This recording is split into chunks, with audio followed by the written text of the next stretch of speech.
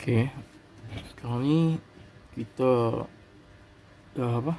Kita dah dapat set off dulu. Okey.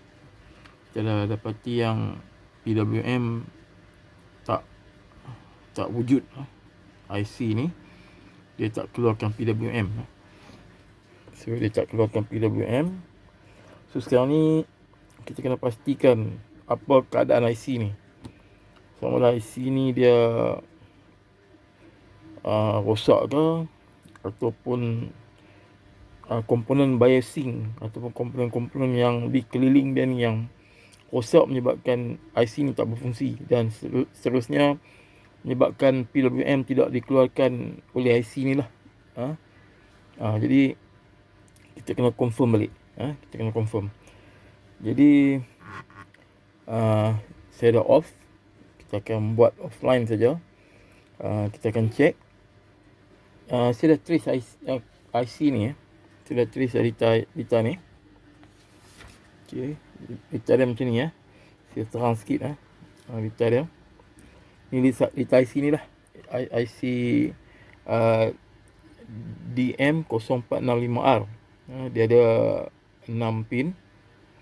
Ada 6 pin. Pin yang keluarkan PWM pin 1. Dia keluarkan PWM ke transformer ni. Okey. Jadi dia keluarkan PWM. PWM ni macam pulse. Macam dia nyutan lah. Pulse. Okey, dia keluarkan frekuensi. Lebih kurang macam ni lah frekuensi dia. Dia akan keluarkan frekuensi. Kemudian kalau tengok betul, ni transformer, gergelung utama ataupun gergelung primer transformer ni. Okey. 300 ni, 300 volt ni lebih ni dikeluarkan daripada yang kita measure sebelum ni, daripada bridge rectifier, kemudian ke filter kapasitor ni. Kemudian dia masuk ke dia disambung ke satu ujung coil utama ni. Dan sebelah ujung satu lagi coil disambung ke pin 1, yang mana dia akan keluar PWM. PWM akan keluar. Jadi ayunan PWM ni akan buat ayunan kat sini. Magnetik akan terhasil aruhan medan magnet. Dan aruhan medan magnet ni ketika positif pulse, sini positif pulse, ini kosong, positif pulse kosong. Pada positif pulse ni berlaku aruhan. Kemudian bila kosong, mati aruhan tu. Jadi macam tu lah, seolah macam dia aruh, dan kesan beraruhan tu akan keluar di litar secondary, litar sekunder. Dia aruh. Dia aruh mengikut pada frekuensi ni. Kalau ikut datasheet, IC ni dia mengeluarkan 66 kHz. Kalau tengok datasheet dia ada internal oscillator. Dia akan mengeluarkan PWM, pulse wave modulation ni, 66 kHz. Jadi akan berlaku induce. On off ni maksudnya dia akan buat aruhan. Jadi kesimpulannya, sebelah coil ada 300 volt yang kita dah measure sebelum ni, hasil daripada kapasitor utama ni. Kemudian satu lagi, di sebelah ujung dia disambung ke pin 1 drain MOSFET built in dalam IC ni. Jadi sekarang ni masalah pulse ni tidak ada. Kita tak pasti sama ada IC ni yang rosak ataupun komponen-komponen yang keliling dia ke. Jadi komponen apa yang kita patut check? Okey, ada 2 pin penting yang kita patut check. Okey. Kalau kita tengok data sheet, kita tengok kejap data sheet.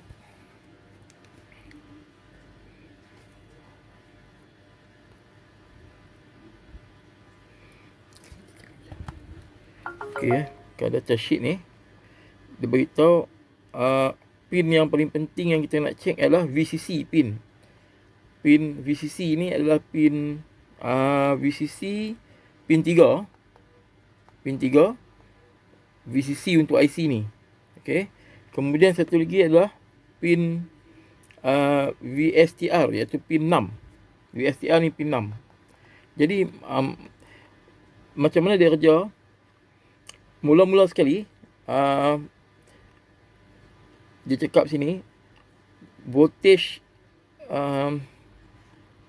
positive voltage input. Okay, during this startup, kita mula-mula hidupkan power.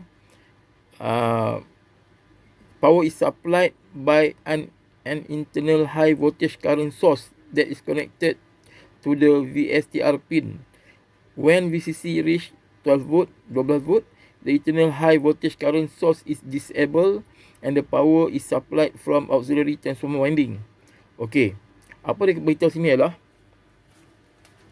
dia beritahu sini mula-mula kita start up litar ni, ni VSTR 300 volt, ada 3 perintang disambung masuk ke sini. Jadi arus pada permulaan ni tidak ada aruhan, belum keluar lagi PWM ni. Pada permulaan startup, current ni akan masuk ke sini. Masuk 300 volt ni, tinggi ni, dia akan masuk, ada 3 perintang kat sini dan masuk ke pin 6. Secara perlahan-lahan, apa yang berlaku ialah dia voltan jadi akan charge kapasitor ni 47 microfarad 50 volt ni. Dia akan charge perlahan-lahan, dikontrol oleh IC ni, perlahan-lahan dia charge sehinggalah IC ni terima 12 volt. Bila IC ni terima 12 volt, automatik dah sampai 12 volt. IC ni maksud dia arus atau voltan yang diambil daripada high voltage 300 volt ni telah diputuskan secara proses. IC ni akan putuskan. So dah cukup, maksud dia IC ni akan bekerja pakai melalui auxiliary winding ni. Dia tak pakai lagi high voltage. Permulaan saja high voltage akan bantu secara perlahan-lahan charge sampai 12 volt. Apabila kapasitor ni dah 12 volt, diputuskan, IC ni automatik akan putus secara internal secara dalaman, putuskan sambungan daripada voltan yang membantu high voltage atas ni, high voltage tadi dibantu, dan barulah berlaku aruhan. Walau berlaku aruhan, di sini terhasilnya voltage, di auxiliary winding ni terhasilnya voltage, dan barulah voltage diambil pada auxiliary winding dan IC ni dihidupkan dengan voltage pada auxiliary winding dan tidak lagi menggunakan high voltage. Yang ni maksud dia. So ini yang kita penting kita nak check. Kita shock yang ada failure berlaku di mana-mana kawasan ni. Maksud dia ada komponen yang rosak, menyebabkan voltan tak sempurna pada IC ni. Kita kena check beberapa tempat lah. Ada yang sesiri, perintah yang siri ni takut rosak sehingga putus dan tidak masuk arus ke pin 6 dan sehingga tidak mencas kapasitor ni. Ataupun kita takut bahagian ni rosak lah. Kita takut bahagian ni rosak.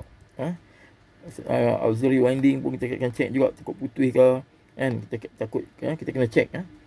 Kita akan check secara offline lah. Kita akan buat secara offline lah. So dua bahagian lah. So sekarang ni kita akan check. Saya dah offkan supply tadi. Okey, untuk saya akan cabut ni.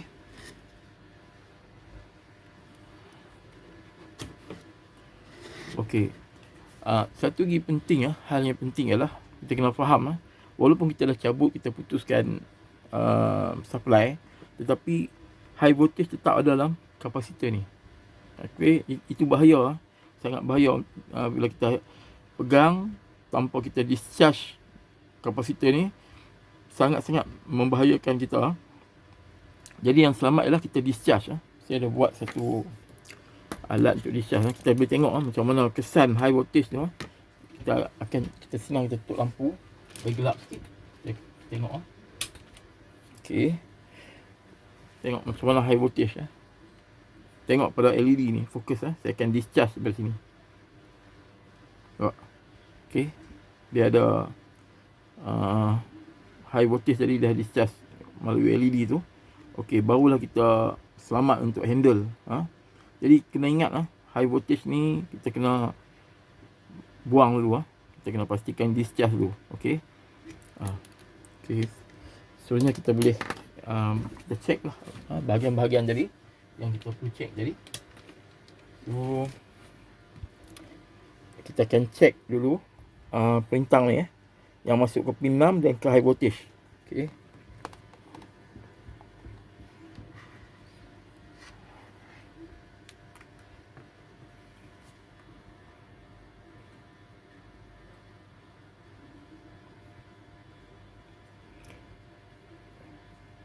Okey.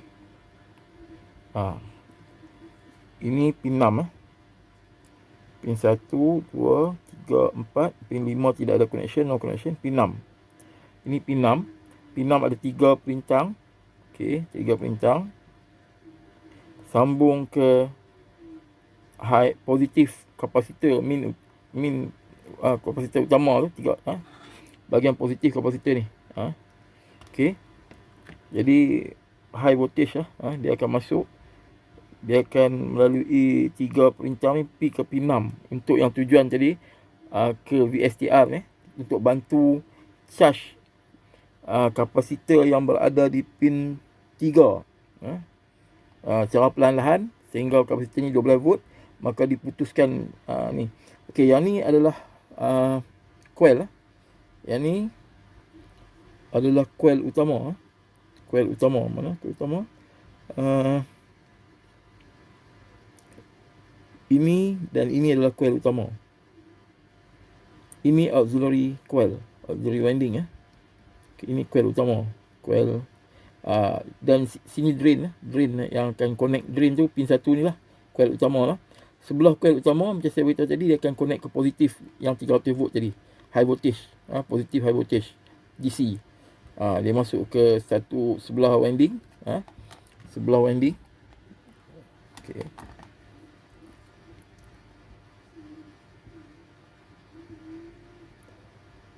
Okey, dia masuk ke sebelah winding. Okay, yang ni dia masuk ke sebelah winding, ini high voltage. Dia akan masuk ke sebelah winding sini. Yang ni lah, sebelah winding. Dan sebelah lagi winding masuk ke dia akan masuk ke sebelah winding lagi, yang ujung dia akan masuk ke pin 1. Drain. Itu yang keluarkan PWM. So ayunan dibuat di sinilah. PWM akan disupply dari pin 1 keluar kat sini. Di sini high voltage standby.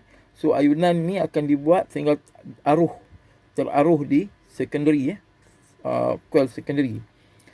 So sekarang kita nak check ni lah. High voltage ni disambung ke 3 perintang ni. So kita akan check 3 perintang ni. Nilai perintang ni tak pasti boleh nampak tak.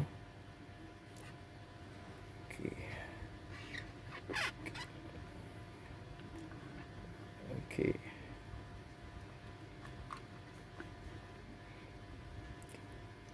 Okey.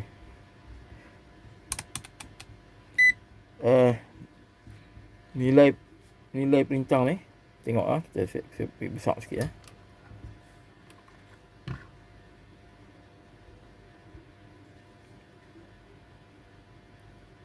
24K 24K dah 3 biji disambungkan 24K. Okey, 24K 3 biji disambungkan. Kalau putus salah satu, so dia sambung secara sersiri. Kalau putus memang habis lah. So kita tengok 24K kita akan measure tengok.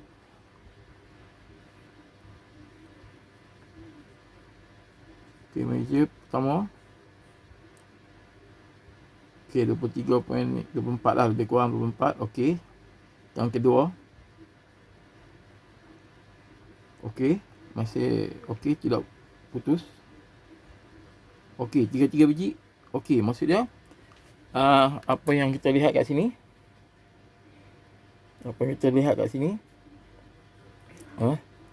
jelas yang sambungan ni 3 biji siri ni okey. So sini bahagian ni tidak ada masalah. Sepatutnya IC ni dah terima lah start up tu, dia dah boleh masuk kat sini So yang tinggal sekarang ni ialah auxiliary winding ni. Auxiliary winding ni kita boleh check juga. Auxiliary winding, kemudian ada 5.6 ohm, kemudian ada diode sini dan kapasitor tu sendirilah. Okey.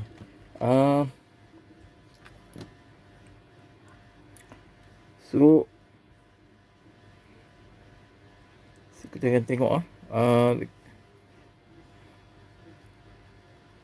pin dekat mana itu. Pin tu dekat mana? Pin tu adalah pin berlaku di pin 3. Ni 1 2 3 yang ni pin 3 ini pin ni pin 3 ni.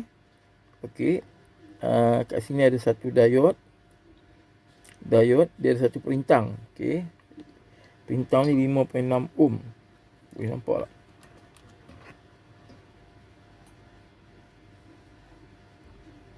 Okey, 5R6 5R6 kat sini So kita ada apa? Diode. Kita ada 5.6 ohm.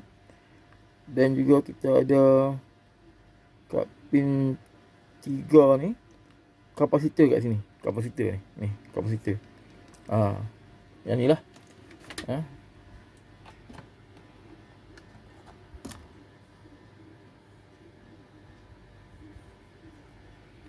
5.6 ohm pergi ke diode, dan juga situ ada satu kapasitor.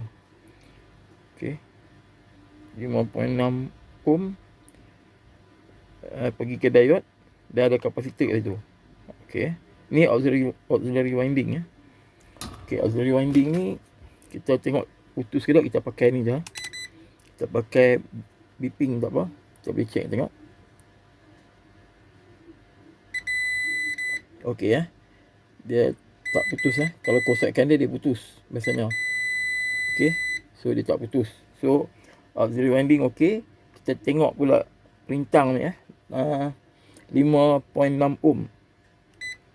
Okey, 5.6 ohm. Okey, 5.6 ohm kat sini.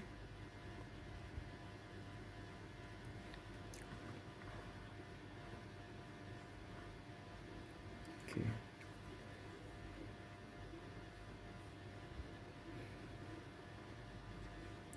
.6 ohm.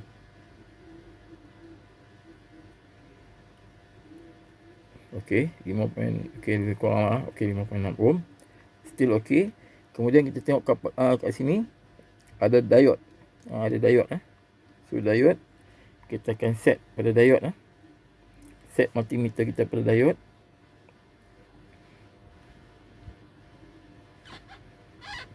Untuk uji diode. Okey. Okey, saya akan set untuk uji diode. Pilih diode diode Okey. So kita akan measure diode. Okey. Lampu hijau tu menyalakan okey lah. Diode okey Diode okey Okey. Jadi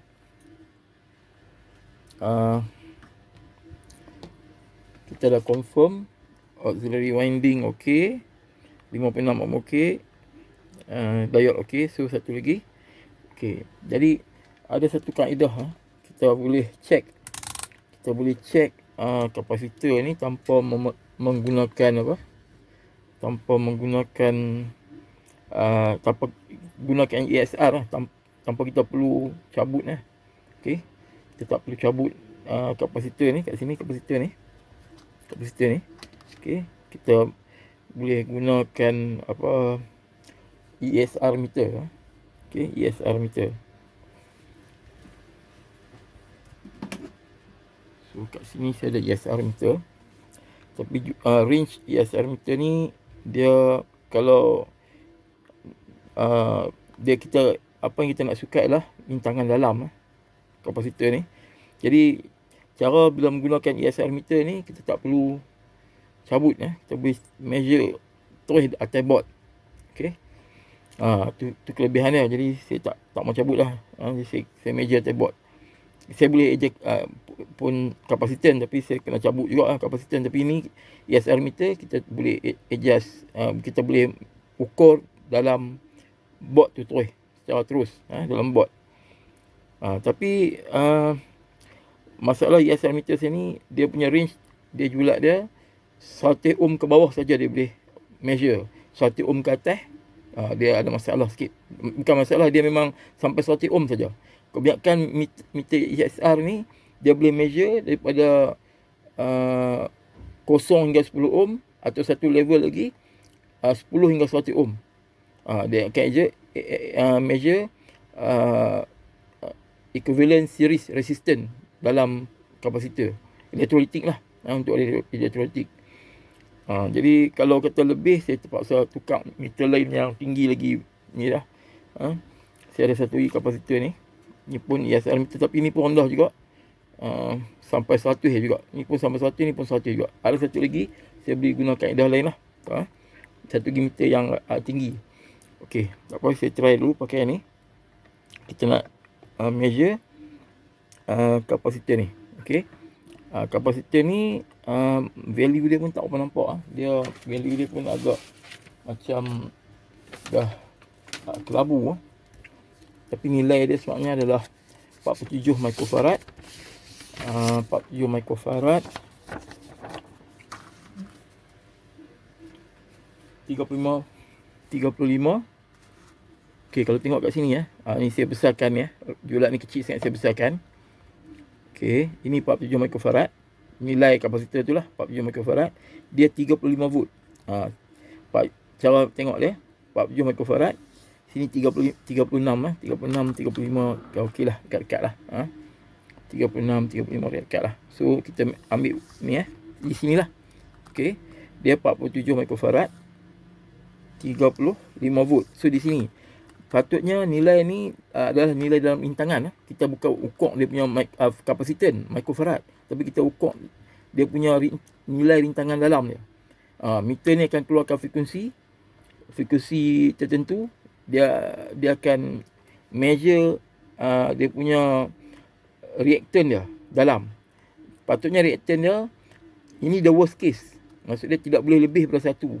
1 ni pun dah tak elok. Maksud dia dah boleh tahan lah, boleh pakai lagi lah, tapi dah teruk lah. Kalau lebih daripada 1, 2 ke 1.5 ke, itu dah teruk lah.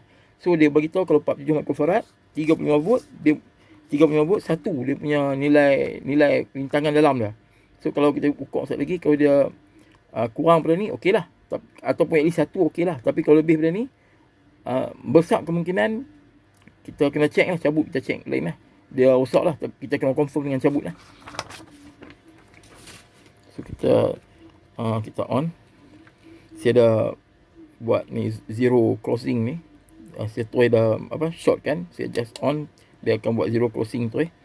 So di sini kapasitor tu.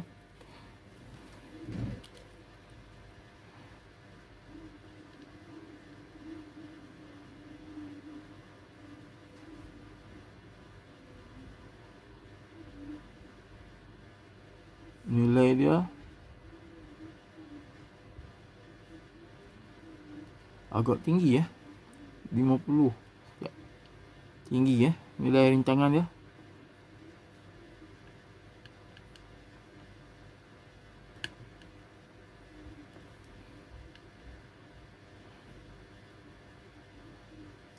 So kita patutnya dia 1 saja, tapi ni dah sampai 49.50. Agak tinggi sikit.